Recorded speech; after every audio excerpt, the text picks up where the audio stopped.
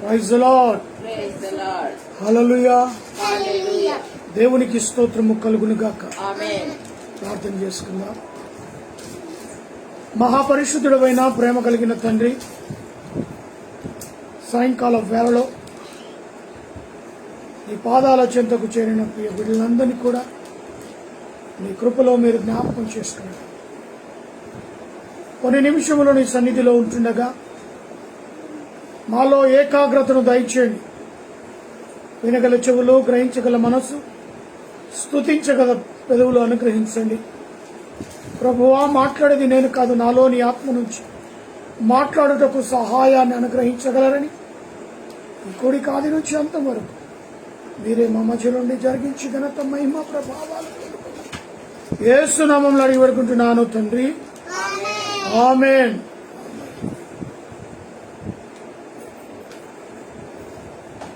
పాట పాడుకుందాం.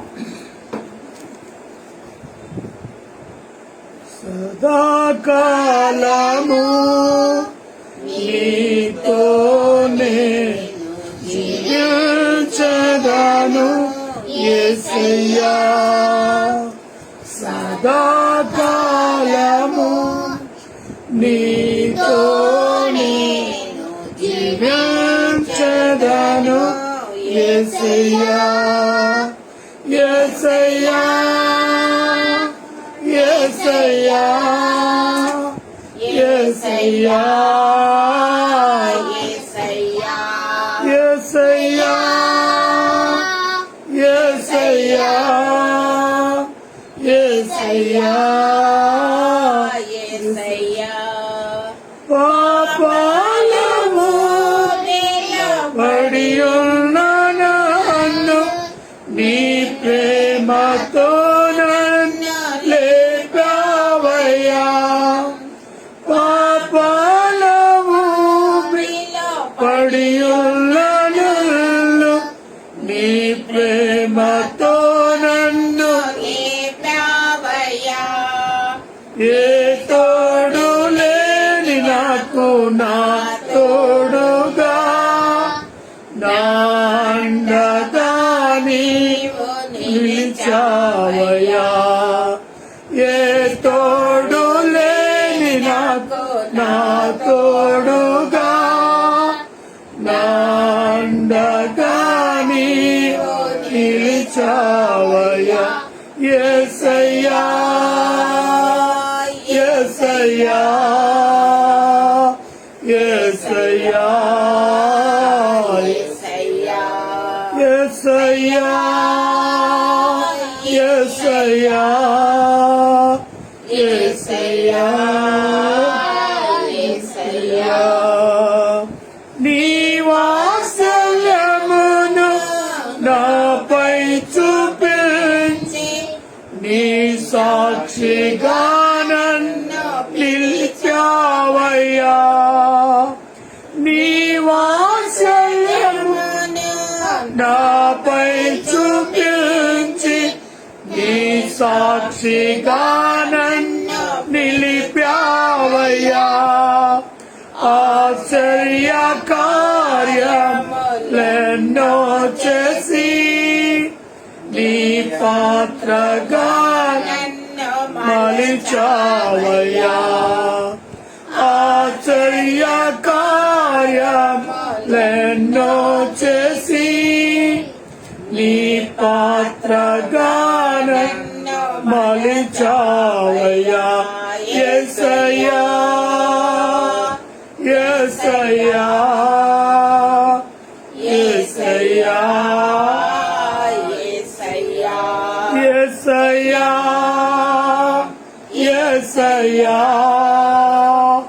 యేసయ్యా, యేసయ్యా, సదాకాలము నీతోనే జీవించెదను. హల్లెలూయా. దేవునికి స్తోత్రము కలుగునుగాక. గత వారం నుంచి కూడా మనము క్లుప్తమైన ప్రార్థన అనే క్లుప్తంగా ప్రార్థన చేసిన వారి విషయాన్ని మనం ధ్యానిస్తూ ఉన్నాం. ఈరోజు లూకా సువార్త 23వ అధ్యాయం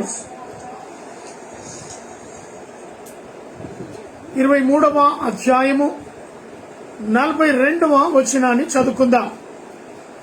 లూకా సువార్త 23వ అధ్యాయము 42వ వచనం. అనేక మార్లు ఆయనను చూచి యేసు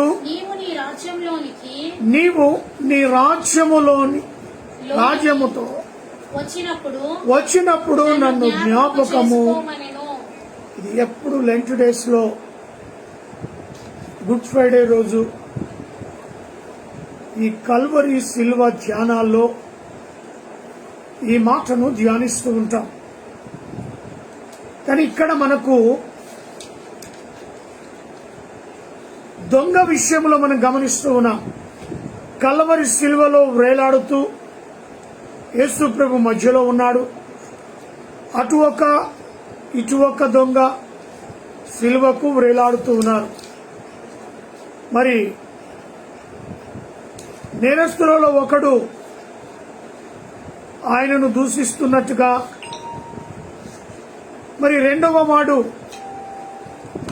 ఆయన సన్నిధిలో దరిదాపులో ఉన్నాడు గనుక వాడు చేసిన పాపాన్ని నిమిత్తం బట్టి యేసు ప్రభువా నన్ను జ్ఞాపకము చేసుకో,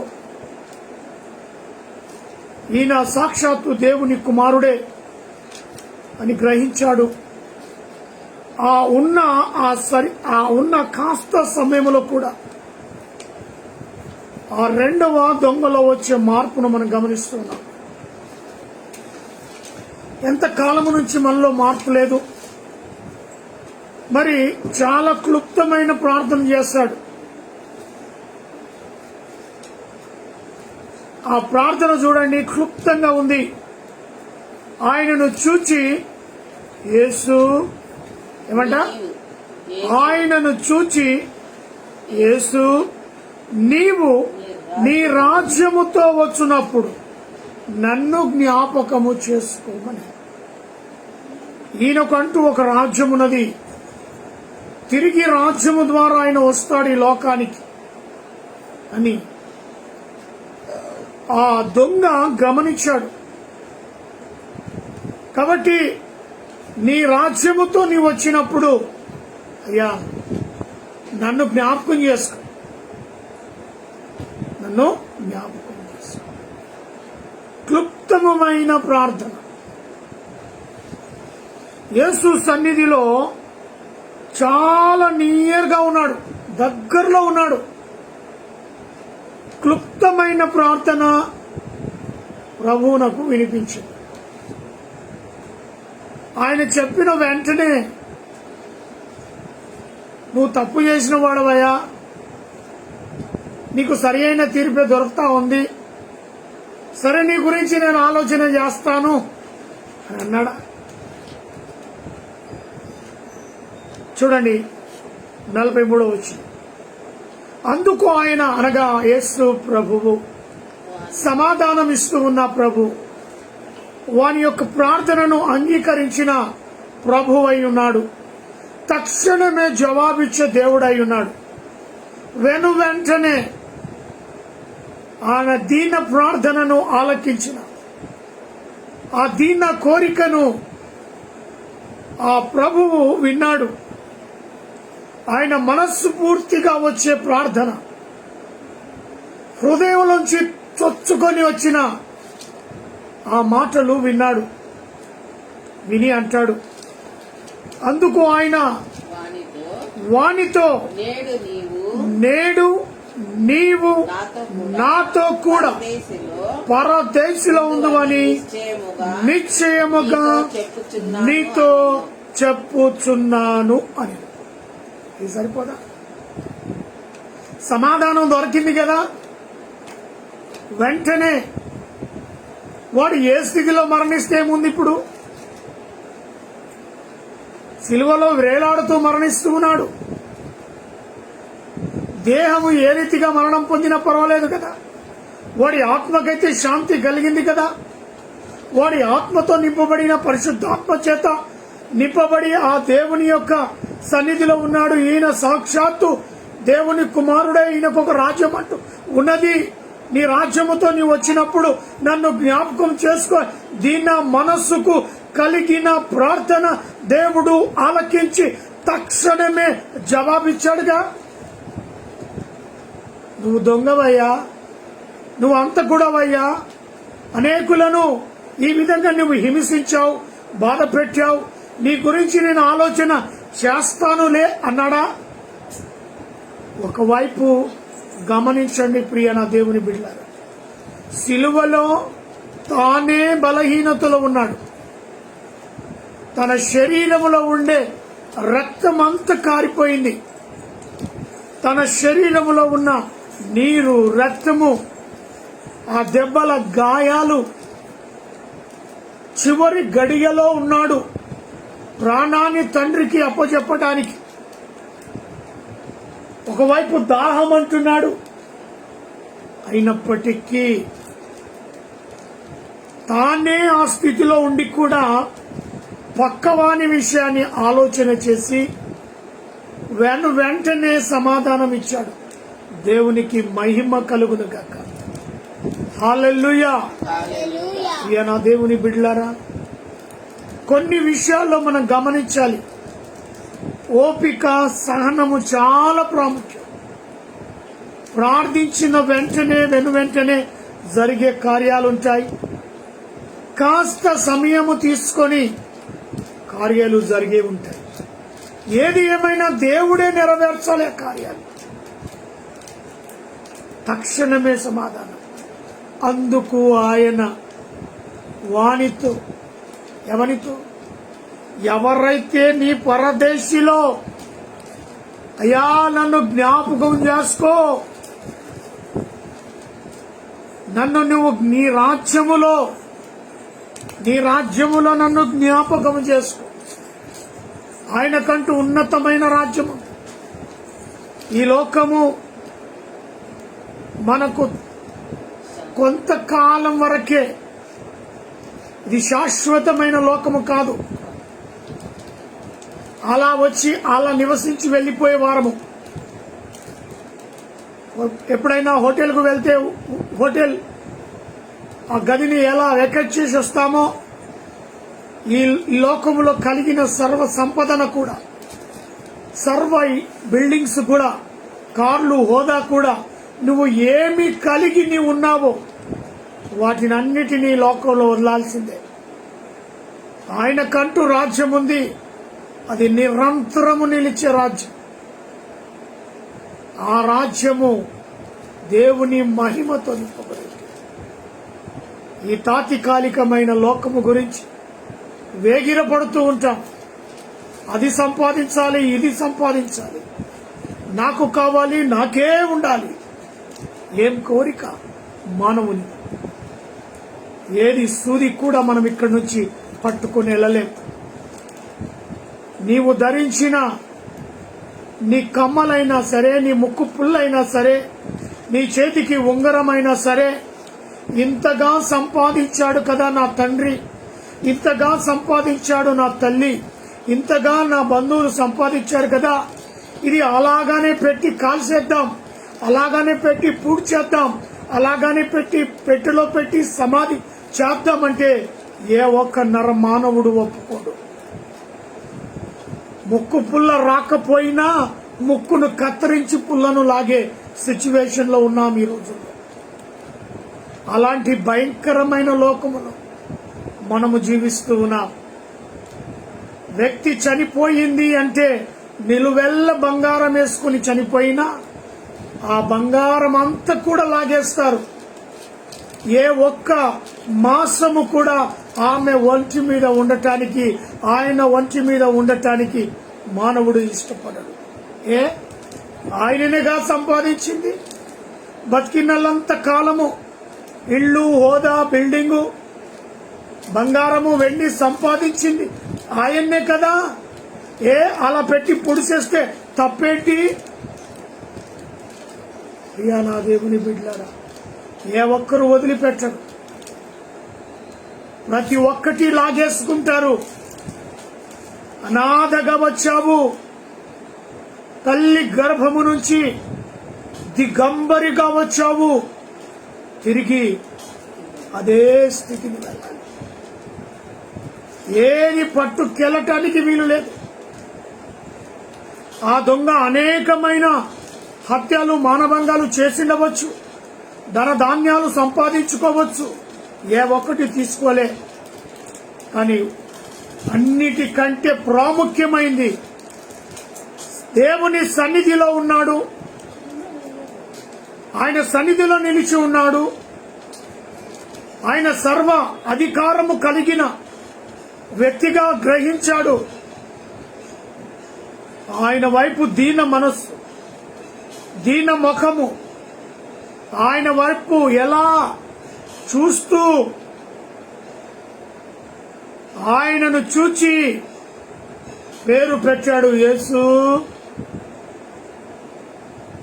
ఈరోజు పేరు పెట్టి పిలిస్తే ఏంట్రా ఈ కొమ్ములు వచ్చాయా, నన్నే పేరు పెట్టి ఎంత ఇదయ్యావా అని విరవీగుతూ ఉంటాం. కానీ సాక్షాత్తు యేసు ప్రభు నువ్వు పేరు పెట్టి పిలిచినా పలుకుతాడు. యేసు, నీవు నీ రాజ్యములో, నీ రాజ్యముతో అంటే ప్రత్యేకమైన స్థానము నీకున్నది, నీకొక రాజ్యం అంటూ ఉన్నది కనుక నీవు నన్ను జ్ఞాపకము చాలు, నన్ను గుర్తుపెట్టుకో చాలు. ఈయననే కాదండి ప్రియ నా దేవుని బిడ్డలారా, ఆయనను కొట్టిన వారిని వదిలిపెట్టలే, ఆయనను తిట్టిన వారిని వదిలిపెట్టలే, ఆయనను కొరడా దెబ్బలతో మరి అనేకమైన దెబ్బలు, ఒకటి తక్కువ 40 దెబ్బలు కొట్టిన వారిని వదిలిపెట్టలే. అందరినీ కూడా క్షమించాడు. ఏ ఒక్కరిని పల్లెత్తి మారు మాట మాట్లాడారు. ఎంత గొప్ప మనసు! మారు మాట, మారు ప్రశ్న, మారు జవాబు అన్ని కలిగి ఉండి కూడా నోరు మెలపలే, జవాబు ఇవ్వలే. దొంగని కాదు క్షమించింది, ఆయనను కొట్టినా, తిట్టినా, అవమానించిన, అవహేళన చేసిన, ఉమ్మి వేసిన, పిడుగుదులు గుద్దిన, అన్యాయమైన తీర్పుకు గురి చేసి నన్ను సిలువ వేడి, సిలువ ఎంతమంది ఉన్నారు అక్కడ, వారందరినీ కూడా క్షమించారు. ఈరోజు నిన్ను నన్ను కూడా క్షమించారు. అంత గొప్ప మనసు. అందుకే ఈయనకు రాజ్యం ఉంది, ఆ రాజ్యముతో వస్తాడు, నన్ను జ్ఞాపకం చేస్తాడు. వెంటనే ప్రభు మాట్లాడడం చూడండి. ఆయనేమో బలహీనతలో ఉన్నాడు, మాట్లాడే స్థితి కూడా లేదు. అయినా ఆ వ్యక్తికి జవాబు ఇవ్వడం చూడండి. ఆ పక్కన ఉన్న వానికి సమాధానం ఇస్తున్నాడండి. నీకెందుకు ఇవ్వడు? సమాధానం వచ్చే వరకు వదిలిపెట్టాడు. క్లుప్తమైన ప్రార్థన చేయటం ఆరంభించి, అందుకైన వానితో నీవు నేడే నీవు నాతో కూడా చాలా గొప్ప వాగ్దానమైనకి ఆయన జీవితంలో. అదే పక్కవానికి దొరికిందా? వాడు అంటాడు కదా, నిన్ను నువ్వు రక్షించుకొని మమ్మల్ని కూడా, వాడు ఉండే ఆ హామం దాంతోనే పడి చచ్చిపోయాడు. రెండవ మాటను మనం చూసుకున్నట్టయితే మత్తయి సువార్త. కొన్ని విషయాలు మత్తయి సువార్త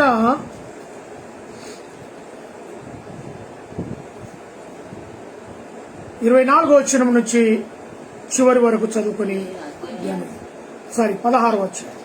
మత్తయి సువార్త 16వ అధ్యాయం 24 నుంచి. అప్పుడు యేసు తన శిష్యులను చూచి ఎవడైనను నన్ను వెంబడింపగోరిన ఎడల తన్ను తాను ఉపేక్షించుకొని తన సిలువని ఎత్తుకొని నన్ను వెంబడింపవలెను. ఇది తండ్రి అయిన దేవుడు కోరేది. యేసుక్రీస్తు ప్రభు కోరేది ఇదే. ఎవడైనాను నన్ను వెంబడించాలనుకుంటే, ఉత్తగానే నేను క్రైస్తవుని బ్రదర్, మా తాతల నుంచి మేము క్రైస్తవులం బ్రదర్, మా తాతల నుంచి మేము క్రైస్తవులం బ్రదర్, పేరు మార్చుకుంటారు. పేరు మార్చినంత మాత్రాన, తాతల కాలం నుంచి క్రైస్తవులం ఉన్నంత మాత్రాన సరిపోతుందా? ఒక్కసారి నిలబడి ప్రశ్నించుకో. ప్రభు అంటున్న మాటనేది శిష్యులతో అంటున్నాడు, ఎవడైనా నన్ను వెంబడించగోరిన ఎడల తన్ను తాను ఉపేక్షించుకొనవాలి. ఇదంతయు పక్కన ఉన్న ఆ రెండవ దొంగకు అవసరం పడలే. పక్కనున్నాడు, వెంటనే తనకు తగిన ఆన్సర్ దొరికింది. కానీ ఈరోజు నువ్వు నేను ఉండాల్సిన లక్షణాలు, ఈరోజు నువ్వు నేను నడవాల్సిన లక్షణాలు, మన సిలువలు మనం ఎత్తుకొని, నీ కొరకు నా కొరకు ఇలాగో ఆయన కలవరి సిలువ మోసాడు, తన ప్రాణం పెట్టాడు. కానీ నువ్వు యేసు బిడ్డగా ఉండాలి అని ఉపేక్షించుకొని తన సిలువను ఎత్తుకొని నన్ను వెంబడించవాలి. సిలువను ఎత్తుకొని అంటే ఆయన చూపిన మార్గం, ఆయన నడిచిన త్రోవ. నేనే మార్గమును, సత్యమును, జీవము, నేను తప్ప వేరొక ఎవడు లేదు.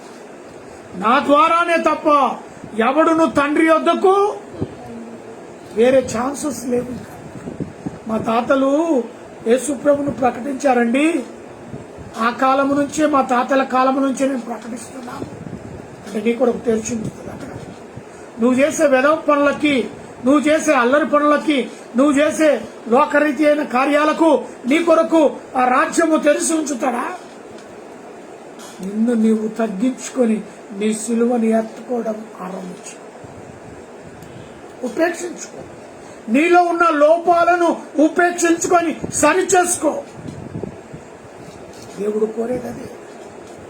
ఆ తర్వాత చూడమ్మా, తన ప్రాణమును రక్షించుకున్న గోరువాడు దాన్ని పోగొట్టుకొనును. నా నిమిత్తము తన ప్రాణమును పోగొట్టుకుని వాడు దాన్ని దక్కించుకొను. ఇంత త్యాగం కావాలి మనతో. ఊకేనైనా పేరు పెట్టుకొని అవమాన పరిస్థితి కాదు, బాధకరం, అవసరము. చూడండి, నా నిమిత్తము తన ప్రాణమును పోగొట్టుకొనువాడు. ఎవరి నిమిత్తం? సాక్షాత్తు యేసు ప్రభు నిమిత్తం. దానిని ఏం చేసుకుంటాడంట? దక్కించుకుంటాడు. ఆ తర్వాత ఒక మనుషుడు లోకమంతయు సంపాదించుకొని తన ప్రాణమును పోగొట్టుకుంటే అతనికి ఏమి ప్రయోజనం? ఆస్తి ఇందాక చెప్పాను కదా, ఎంత సంపాదించినా కూడా అది పోడగొట్టుకొని చనిపోతే ఏం ప్రయోజనం? దాంట్లో నుంచి ఒక్క మాసాన్ని కూడా నువ్వు తీసుకుని వెళ్ళావు, ఒక్క సూదిని కూడా నువ్వు తీసుకుని వెళ్ళావు. పరిస్థితిని జ్ఞాపకం చేసుకో. నీకు ధనధాన్యాలు కలిగి ఉన్నావా? వాడపడు పరిచయం. దేవుని సేవలో అద్భుతమైన స్వార్థికులు ఉన్నారు. వాళ్ళు ప్రభువు మీద ఆధారపడి, నా దేవుడు మాకు అన్యాయము చేయడు, మాకు అప్పజెప్పిన పని మేము తూచా తప్పక తన పనిలో మేముంటాం అనుకున్న వాళ్ళు చాలా మంది ఉన్నారు. దీన దైవజనులు. జ్ఞాపకం చేసుకో. నువ్వు కలిగిన సంపదన ఎవరి వశం అవుతుంది, ఎవరికి చెందుతుంది? దేవుని నామములో దాన ధర్మాలు చేయాలనుకుంటే మొదట దైవజనులు, బీద దైవజనులు కనబడితే వారి పరిచర్య నిమిత్తం నీ హస్తాన్ని, నీ గుప్పిట్లను విప్పి పరలోకములో నీకు మేలు కలుగుతుంది. సంపాదించిన నీవే నీ బిడ్డల కొరకు అంటే ఏం ప్రయోజనం లేదు. కాస్త సంపాదించింది పరిచర్య గురించి, దేవుని సత్య సువార్త గురించి వాడబడితే నువ్వు ధన్యుడు. అందుకే ఇక్కడ అంటున్నమాట, ఏమంటున్నాడు, తన ప్రాణమును రక్షించుకొను గోరువాడు దాన్ని పోగొట్టుకొను, నా నిమిత్తము తన ప్రాణమును పోగొట్టుకుని వాడు దాన్ని దక్కించుకుంటాడు. ఎలా దక్కించుకుంటాడు? ఆస్తిలో సగభాగం ఇచ్చి, నీ సంపదలో 10% ఇచ్చి, ఆయనకు చెందాల్సింది, ఆయనకు రావాల్సింది తూచా తప్పక ఆయనకే ఇవ్వాల్సింది 10%. అది నీ వస్తువు కాదు, ఇది దేవుని సొత్తు. తప్పక బీద దైవజనులకు ఆ 10% వాడబడితే నీ సర్వాన్ని కోరట్లేదు ప్రభు, నీ సర్వ సంపద ఆస్తిని కోరట్లేదు. నీకు కలిగి ఉన్న దాంట్లో 10%, 10వ వంతు అది ఆయన సొత్తు. ఏదో రకంగా, ఏదో విధంగా ఆ 10% వాడబడాలి. ఈరోజు పేరు ప్రఖ్యాతులు కలిగిన దైవజనులకి వారి గల్లల్లో, వారి బ్యాంక్ బ్యాలెన్స్ లో వేయటానికి వేగిర పడుతున్నారు. సముద్రములో నువ్వు వేసిన ఒక్క చుక్కకు విలువ ఉంటుందా? ఆల్రెడీ అక్కడ కానుకల సముద్రము, దాంట్లో నువ్వు వేసింది ఏదన్నా గుర్తింపు వస్తుందా? ఆలోచించు.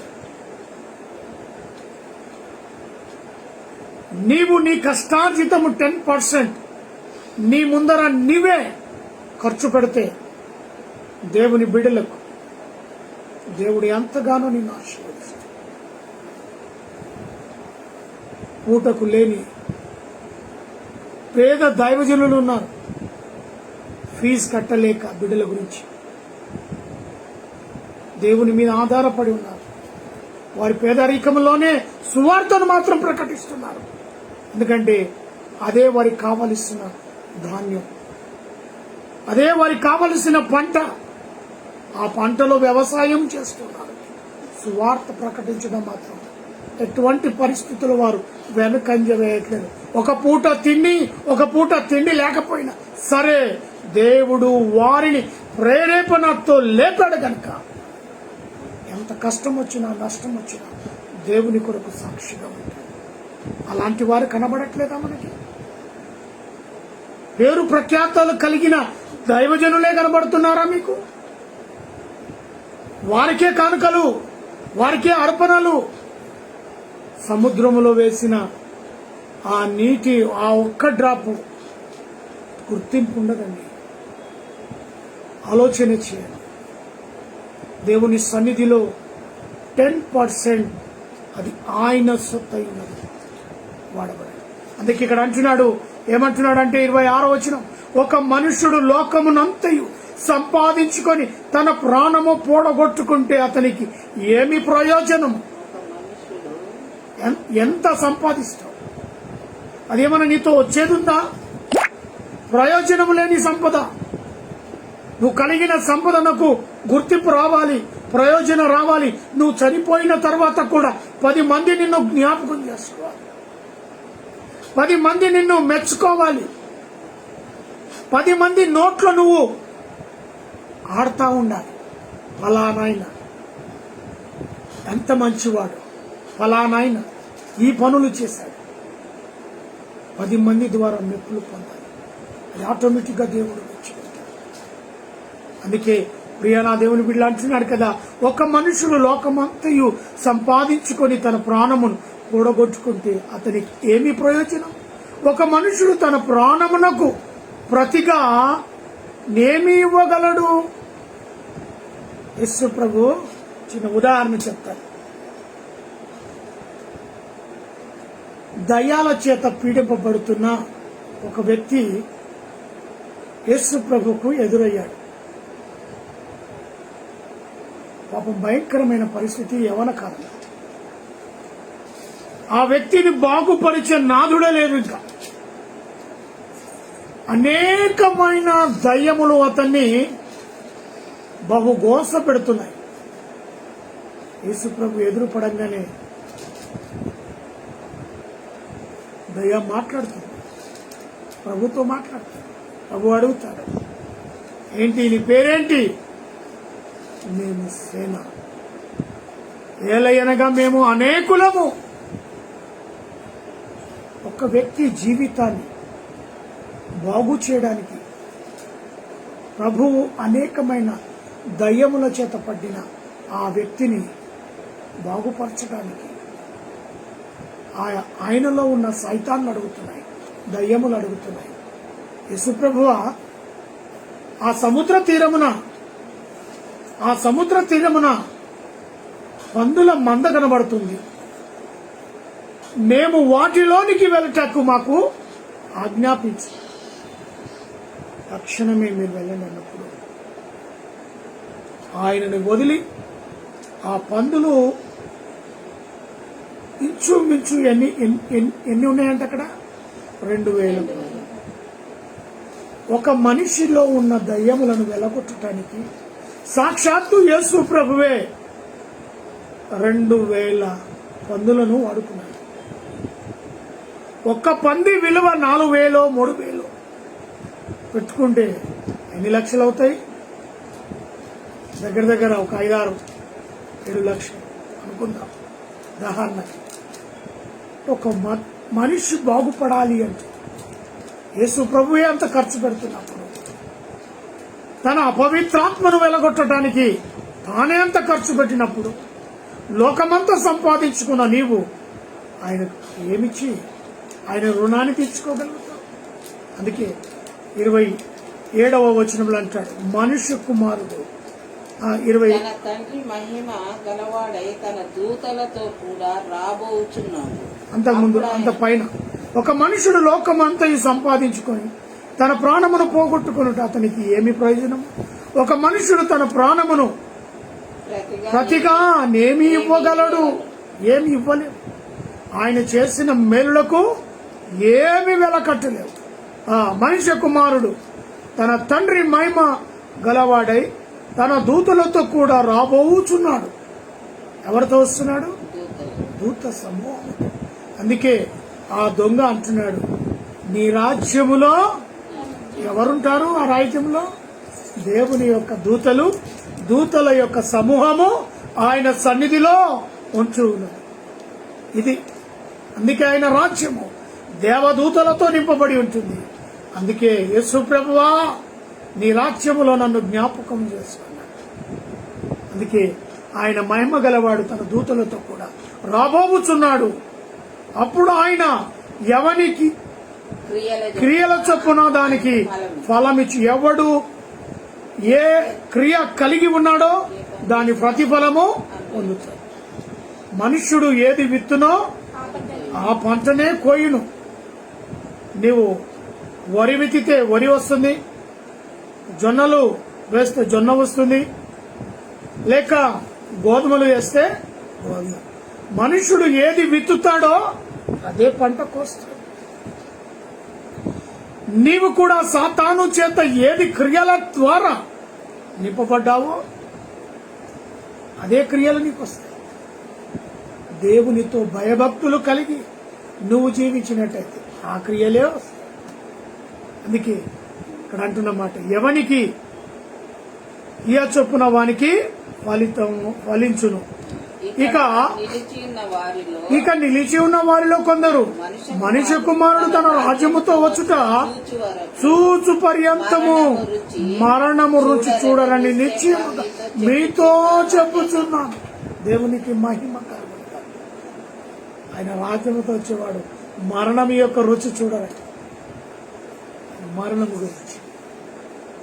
అందుకే కలిగిన సంపదన ఏదైనా ఉండని ఆయనకు రావాల్సిన కిపు మారు మనస్సు కలుగు. ఆ దొంగలో ఉన్న మారు మనస్సును చూశారు. ఆయనలో ఉన్న క్లుప్తమైన ప్రార్థన. నువ్వు కూడా వీటి విషయములో క్లుప్తమైన ప్రార్థన. లోకమంతా సంపాదించుకున్న ఏ ప్రయోజనం లేదు. చివరికి ఏకాకే. అనాథగా వచ్చావు, అనాథగా వెళుతావు. ఇది మాత్రము 100కు 100 సత్యం. కాబట్టి వెళుతున్న నీవు ఆయన రాజ్యములో వెళ్లే మార్గాన్ని సిద్ధపాటు చేసుకుని వెళుతావని ప్రభు పేరిట మనవి చేస్తూ ఈ నా మాటలు నేను ముగిస్తున్నాను. ప్రార్థన చేసుకుందామా? మహాపరిశుద్ధుడైన ప్రేమ కలిగిన తండ్రి, ఇప్పటి వరకు దివ్యమైన నీ వాక్యాన్ని బట్టి నీ సన్నిధిలో ప్రభువా మీరు మాట్లాడిన మాటలను బట్టి వందనాలు. క్లుప్తమా ఆ దొంగ వ్రేలాడుతూ యేసు నీ రాజ్యములో నన్ను జ్ఞాపకము చేసుకో, ఆయనకంటూ రాజ్యమున్నదని, ఆ రాజ్యముతో వస్తాడని, ఆ రాజ్యములో నేను కూడా ప్రవేశించాలని చిన్న కోరిక తనలో పుట్టడం వెంటనే ప్రభు నీతో మాట్లాడాడు. మీరు కూడా వదిలిపెట్టలేరు ప్రభు, అతనితో మాట్లాడారు. అతనితో మీరు మాట్లాడరు. నేడే మీరు నాతో కూడా పరదేశంలో ఉండు. దేవునికి గొప్ప వాగ్దానం. ఆ కల్వరి సిలువలో వేలాడుతూ కూడా మీరిచ్చిన వాగ్దానంగా ఇస్తారు.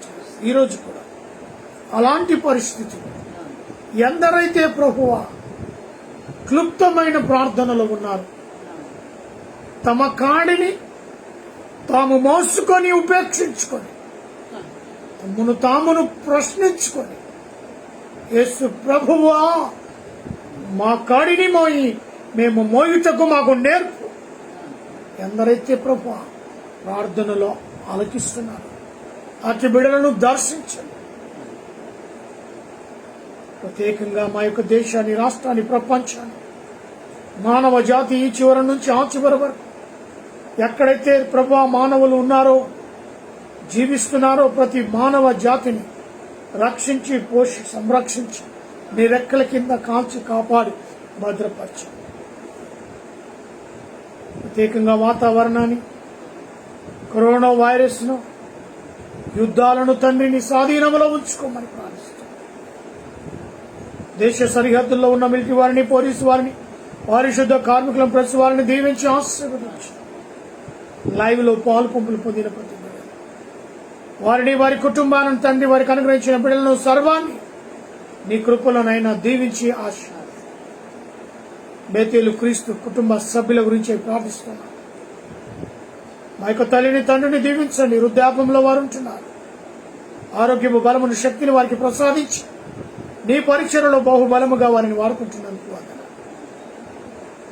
బాప్తిస్టు బినహార్ బ్రదర్ అందించి నా కుమార్తె, అల్లుడు, కుమార్ దీవించి ఆశీర్వదించి నీ రెక్కల కింద భద్రపరచండి. కావలసిన ఈవులు అనుగ్రహించండి. పురుషోత్తం బ్రదర్కి, వారి కుటుంబానికి కొరకై ప్రార్థిస్తున్నాను. రామకృష్ణ తన సతీమణి బిడ్డల కొరకై ప్రార్థిస్తున్నా. నరేందర్ బ్రదర్ తనను, తన కుటుంబానికి కొరకై, బిడ్డల కొరకై ప్రార్థిస్తున్నాం. కృపచ్చు. ప్రత్యేకంగా